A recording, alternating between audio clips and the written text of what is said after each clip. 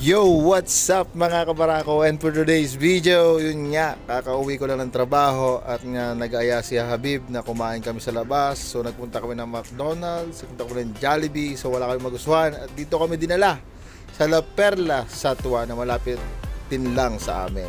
Yan. Ito nga pala ay sister company ng jeepney. Talaga namang umorder ako ng sisig. Siyempre, tinry natin yan. Malupit.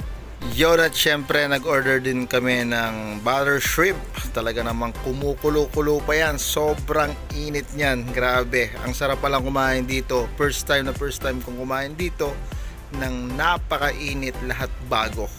The best. Salamat kay Parekoy at kay Maricoy ng Jeepney La Perla. Yan. At yun na nga, inumpasahan na naming lantakan at talaga namang hindi na kami paghintay. At kada subo ko nga pala ay makikita nyo, napakainit.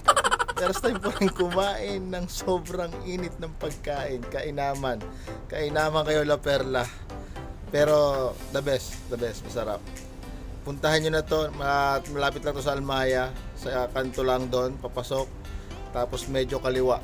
Yan, La Perla, katapatan yan, jeepney at saka yung Greenland na restaurant. Okay na okay nga palang kumain dyan sa La Perla dahil maganda yung ambience, maaliwalas, para kang nasa bamboo restaurant lang kumakain. And friendly at maasikaso nga pala yung mga tao dito na talaga namang kahit anong kailangan mo ay ibibigay agad. Yun. Basta puntahan nyo lang dito, La Perla. Enjoy, napakasarap, mag-i-enjoy kayo. Sobra.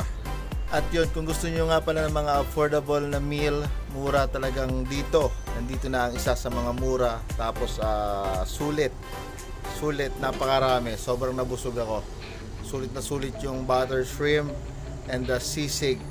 Siguro next time tatry ko naman yung panos nila. Tatry natin yan, yung inihaw. Yun. Kitang-kita nyo naman hanggang sa huli, talaga namang napakainit. Napapasipul ako sa init. At yan na nga, dumating na ang in-order naming halo-halo na nasa loob ng buko. Guys, napakasarap mga kabarako. Napakalasa nito. Sa lahat ng halo-halo sa Little Manila, buong Satwa, ito na ang number 1. Wala nang uuna. 20 dirhams lang.